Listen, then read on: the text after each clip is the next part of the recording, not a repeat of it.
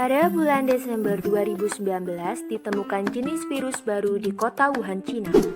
World Health Organization atau WHO memberi nama virus ini dengan 2019 Novel Coronavirus. Para peneliti di seluruh belahan dunia terus melakukan penelitian untuk mengembangkan obat coronavirus ini, sebab penyebaran virus ini sangatlah cepat ke negara-negara lain. Laporan kasus semakin bertambah berkali-kali lipat tiap harinya. Virus ini juga menyebar di Indonesia. Awalnya, Presiden Joko Widodo mengumumkan 2 WNI positif corona sebab berkontak langsung dengan warga negara Jepang. Berikut beritanya. Orang Jepang ini ke Indonesia bertamu ke siapa? Bertemu dengan siapa? Ditelusuri dan ketemu. Sudah ditemukan, ternyata orang yang telah terkena virus corona ini berhubungan dengan 2 orang. Seorang ibu yang umurnya 64 tahun dan putrinya yang berumur 31 tahun. Simak penjelasan tentang virus corona ini ya, let's go! Jadi sebenarnya apa itu virus corona? Nama virus ini berasal dari bahasa Latin corona yang artinya mahkota atau halo. Di bawah mikroskop elektron, gambar virus ini tampak seperti lingkaran sinar yang mengelilingi matahari. Virus corona adalah salah satu virus yang menyerang sistem pernafasan manusia.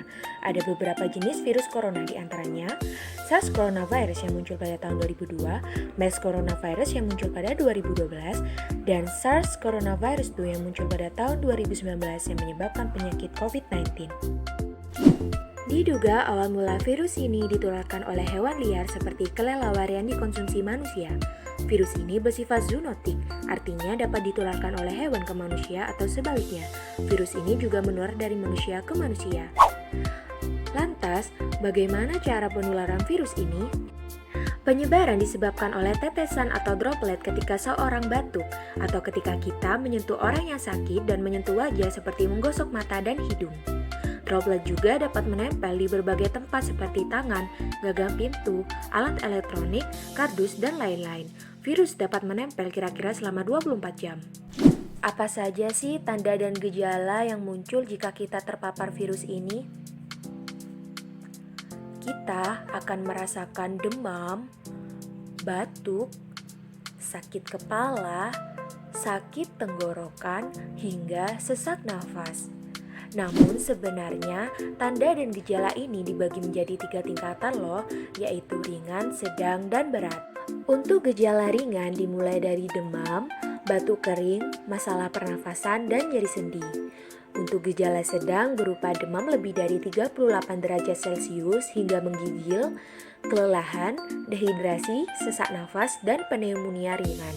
Sedangkan untuk gejala berat seperti virus masuk ke sel paru-paru, stroke, gagal jantung, dan yang paling fatal dapat menyebabkan kematian.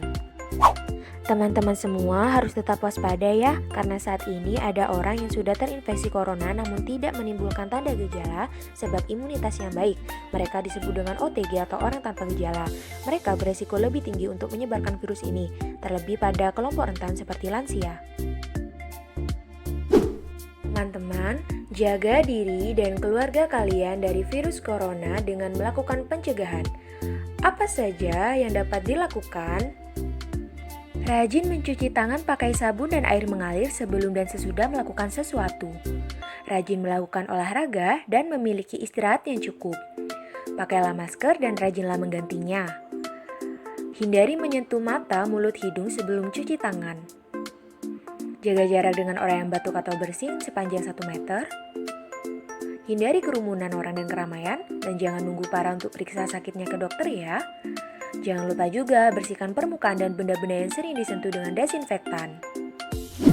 Teman-teman, saat kalian terpapar virus corona ini, janganlah merasa khawatir. Sebab tenaga kesehatan siap untuk menolong dan memberi perawatan terbaik untuk kalian. Mereka menggunakan alat pelindung diri untuk melindungi dirinya dan mencegah penularan virus corona ini. Tahukah kalian saat mereka menggunakannya, mereka menahan rasa lapar, lelah, haus, kantuk, dan lain-lain semata-mata untuk keselamatan pasiennya. Di rumah sakit sendiri, tenaga kesehatan tidak hanya melakukan perawatan saja, tetapi mereka juga menghibur pasien supaya tidak takut. Bahkan, para tenaga kesehatan ini rela tetap tinggal di rumah sakit dan tidak pulang menemui keluarga mereka. Mereka hanya menahan rindu untuk keluarganya. Mereka semua akan menjemputmu dan akan membawamu pada keadaan yang sehat kembali. Jadi tolong hentikan stigma negatif kepada tenaga kesehatan ini, sebab mereka telah menolong dengan tulus hati kepada para korban COVID-19 ini. Siapa sebenarnya garda terdepan dalam perang melawan COVID-19 ini? Petugas kesehatan punya peran penting dan tak tergantikan dalam perang ini. Petugas kesehatan mengurus korban COVID di garis belakang.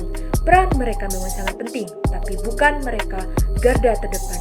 Bukan mereka yang dapat menumpas serangan musuh, yaitu virus COVID-19 yang merajalela. Lalu, siapakah garda terdepan itu? Garda terdepan itu adalah kalian, dan kalian semua, seluruh lapisan masyarakat Indonesia yang punya tanggung jawab paling besar untuk memenangkan perang melawan COVID-19 ini. Kekuatan dan kekompakan kalian menentukan kapan perang berakhir dan siapa pemenangnya.